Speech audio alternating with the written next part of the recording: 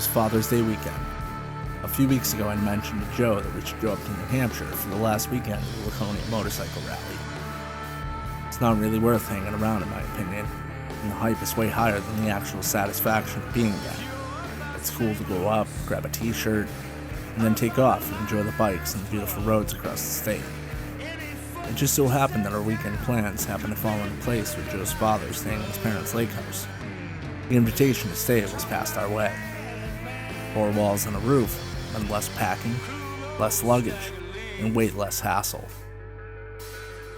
For the first time of the season, we actually convinced Bobby to tag along as well. We left Joe's house just after noon, and as on any trip that we take, we hit traffic every step of the way. Gridlocked on Route 93, Bobby's bike began to overheat. We split lanes to the next exit, pulled off, checked fluids, and gave the bikes a chance to breathe. After detouring through the city and around the highway, more gridlock on Route 1 and some of the shittiest roads Boston has to offer, we were back on our way.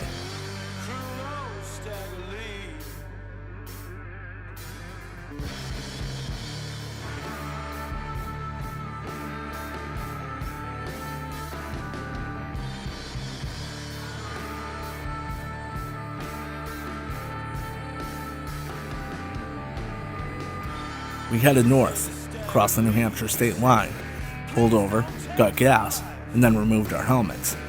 Strapping them into the bike is the best feeling in the world.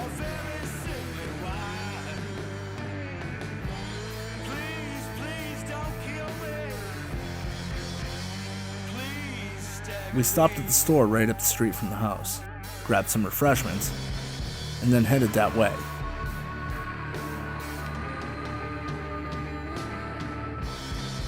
We got to the house at about 6 p.m., 5.5 hours later.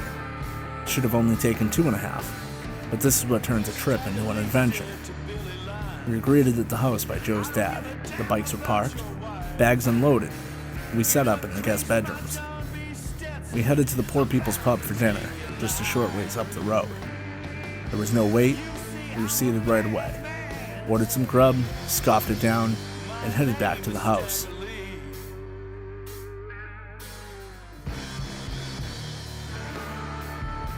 The sound of bottles opening and the stillness of the night surrounded us, as we ended on the porch, enjoying the cool New Hampshire air.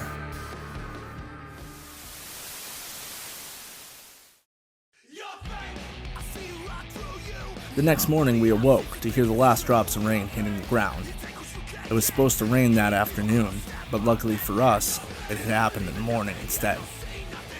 On the ride up, my front end was binding, as if the trees were over-tightened. We lifted the bike onto a cinder block, and I made my adjustments before taking it for a test drive, to make sure my corrections were going to fix the issue. Wet shins and a sigh of relief later, I knew I was ready to go.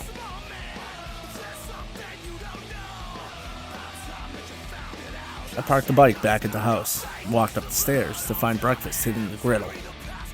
The bacon and eggs cooked nice and slow, to give the road just a few more minutes to dry. The sun cleared the road, and the 4 of us started our bikes. We headed towards Lake Winnipesaukee, through Ossipee, Wolfboro, and down the 111 into Laconia.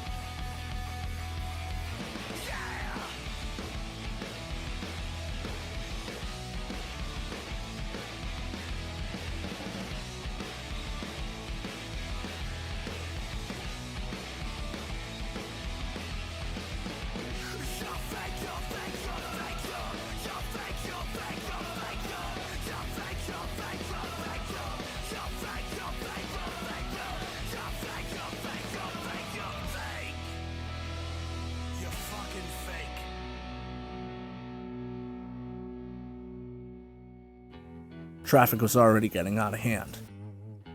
We rode over to High Octane, checked out the show bikes, grabbed a couple of cold ones, and listened to the live music scream through the air, a sound I haven't heard in a long year and a half.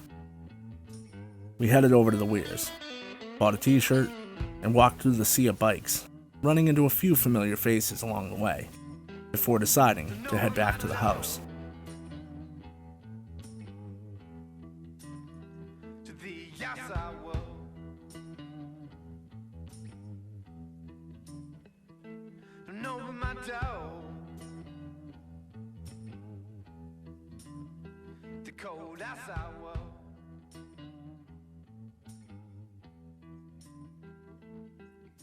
I'm moving to a place where no one knows my name.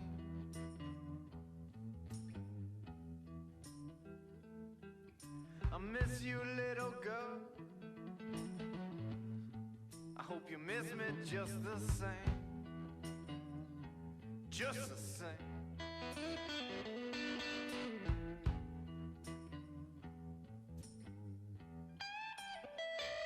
Don't open my door to your outside world. We threw some burgers on the grill, threw on our swim trunks, packed the cooler, loaded the golf cart, and headed for the lake. The cold outside world.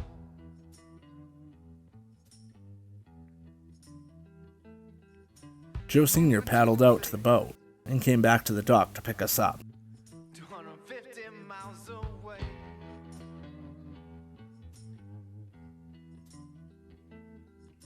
I miss you, little girl. We were on our way to the middle of the water. The cooler was cracked open, radio turned up. We jumped in the water for what felt like the most refreshing swim I've ever experienced. We cruised around the lake a few times and dove in another time or two. We headed back for shore.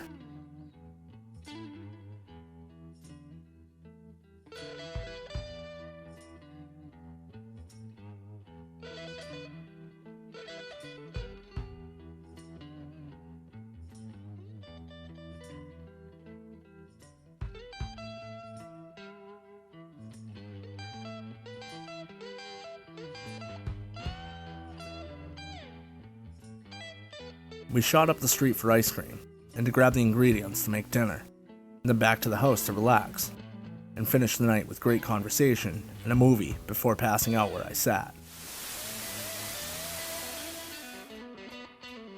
Our goal was to get on the road before 10 a.m., and boy were we close. We packed our bags, made the beds, coffee was brewing and breakfast was being prepped. We loaded the bikes, ate some breakfast, and thanked Joe's dad for allowing us to stay.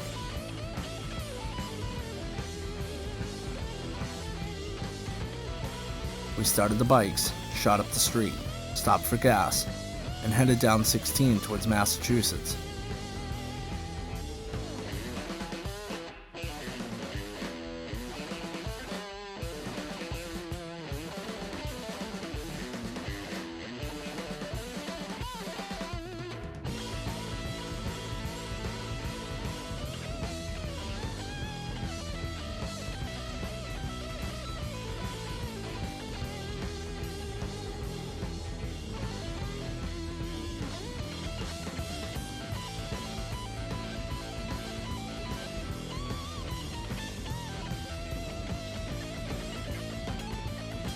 We stopped at the State Line liquor store to put our helmets on, grabbed some water, and tried to plan our escape route home.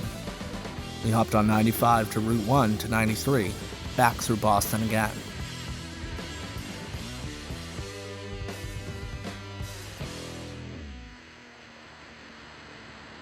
Traffic wasn't nearly as bad this time around. I pulled into my house around 2:30 p.m. I unloaded my gear and reflected on the fact that I had yet another memorable trip in the books.